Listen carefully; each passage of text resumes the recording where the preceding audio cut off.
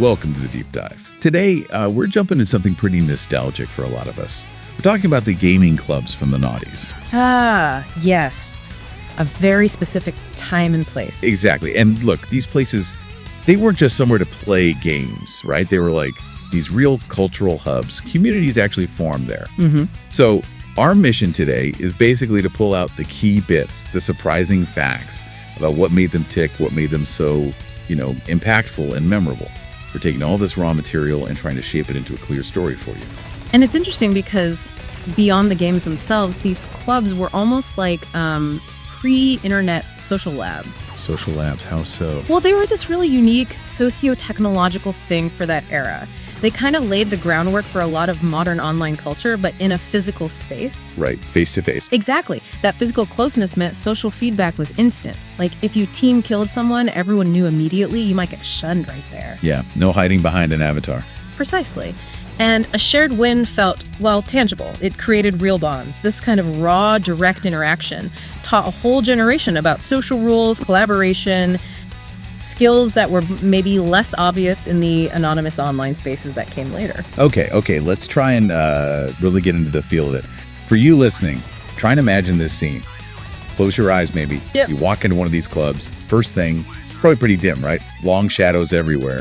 Definitely dim. And you've got the glow from all these old CRT monitors, like relics almost, lighting up faces totally locked onto the screens. Yeah, that bluish light. And the smell. There's that specific smell of like plastic, Yeah. maybe slightly overheated graphics cards. Oh, yeah, the warm electronic smell. And maybe, depending on the place, Dojrak fumes. Those packed lunches. Right, that too, yeah. All mixed with like a fine layer of dust on the speakers, probably. Definitely dust. And then you look around maybe 12 rows of what you'd call combat stations, just stretching out, ready for action. And the sounds. You can't forget the sounds. It wasn't just game audio leaking from cheap headphones. Yo. It was the shouting, the communication, unique to that setting. Someone over in the corner yelling like, AVP and a Zig, give me a drop. Classic. Enemy in the vents, need a weapon. Exactly. That kind of stuff instantly sets the scene, doesn't it? It tells you about the culture we're going to explore. It really does. So beyond just the sights and sounds, the real, the heart of these places was the competition, right? The battles on screen. Oh, absolutely. Fierce competition. And if there's one game that just defined that whole era, it has to be Counter-Strike 1.6, doesn't it? Without a doubt. CS 1.6 was king. And within that whole competitive scene, even the hardware, the gear became kind of legendary. So what were the tools? Were there specific bits of kit that everyone just had to have or, aspired to? Oh, for sure. The A4Tech X7 mice.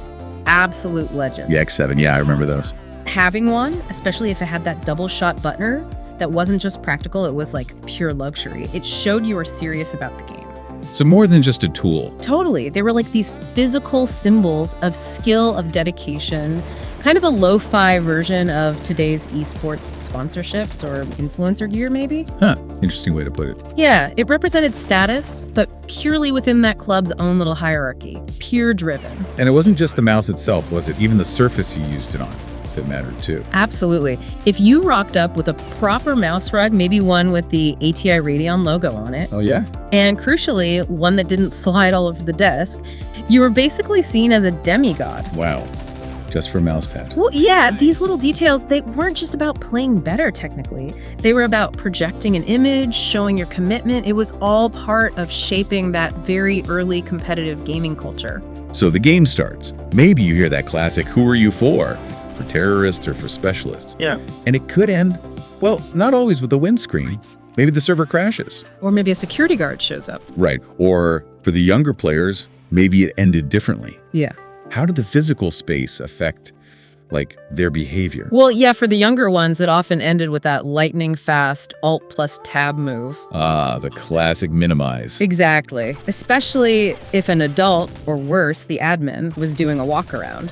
Makes you wonder, doesn't it? How many crucial life skills like situational awareness Or quick thinking under pressure. or even creative problem solving were actually learned in those exact moments, especially if you were possibly supposed to be somewhere else, like school. Good point. Okay, so beyond the quick escapes and the gear, these clubs had their own language, right? Their own inside jokes and phrases. Oh, definitely. A whole vocabulary. What were some of those classic shouts you'd hear? The ones that really define that sort of generational communication? Oh, loads. Like, I threw the flash drive, moron. Meaning a flashbang, obviously. Not a USB stick. Right, exactly. Or yelling, long clear, to say that part of the map was safe. It shows you CS wasn't just shooting. It was about this shared language, building friendships right there, in real time, over the LAN. Yeah, that makes sense. Those wires tangled under your feet, they weren't just cables, they were almost like the roots of a weird family tree. Everyone was either a hero or, sometimes the dreaded team killer. Yes, yeah. It gave you this really raw, immediate connection that's maybe harder to find in today's, I guess, more polished online spaces.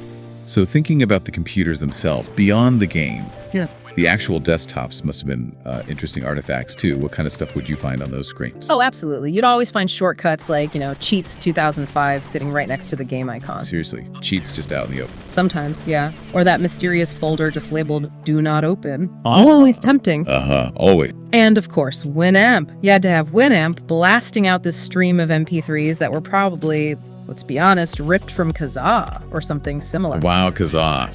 Blast from the past. Right. But what's interesting is how that shared digital space, the desktop itself, kind of mirrored the chaotic, collaborative, maybe slightly illicit nature of the physical club around it. And that chaos could spill over, couldn't it? I feel like I remember stories about music choices taking over the whole place. Oh, totally. Like if someone forgot their headphones, suddenly the entire club is subjected to, Evanescence's Bring Me to Life on repeat. Oh, no. Yeah, it became this shared experience, like it or not, part of the charm. Maybe. The involuntary shared experience. Yeah. So what does all this add up to? These clubs, they weren't just about the games. They were about the waiting, right? That anticipation until a computer finally freed up. Yeah, the waiting list. Or that moment someone actually invited you to join their group, their company, and then suddenly you look up and somehow you stayed right until closing time. Happened all the time.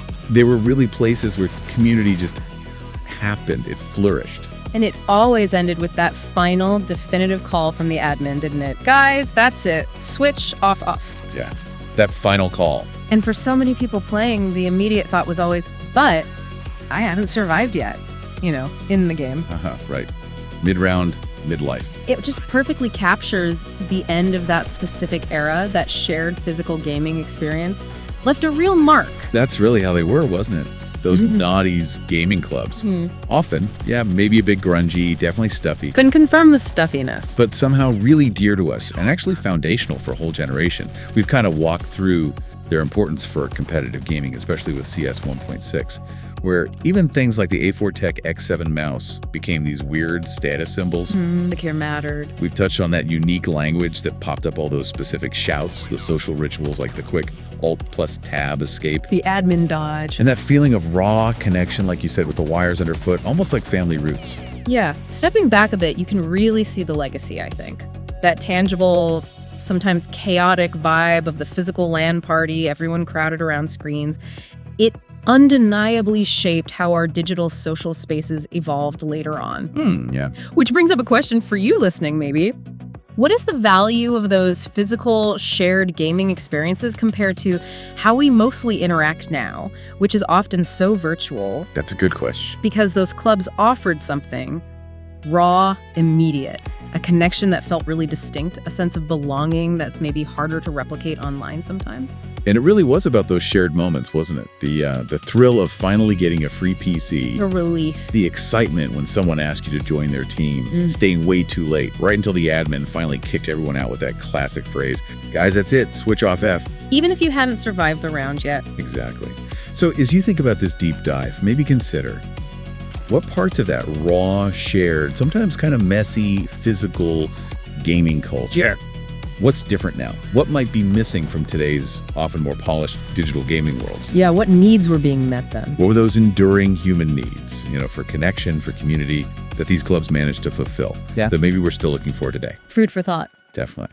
So maybe go ahead, register Connect 192.168.0.1 in your mind, and dive into the bright side of memory. GG.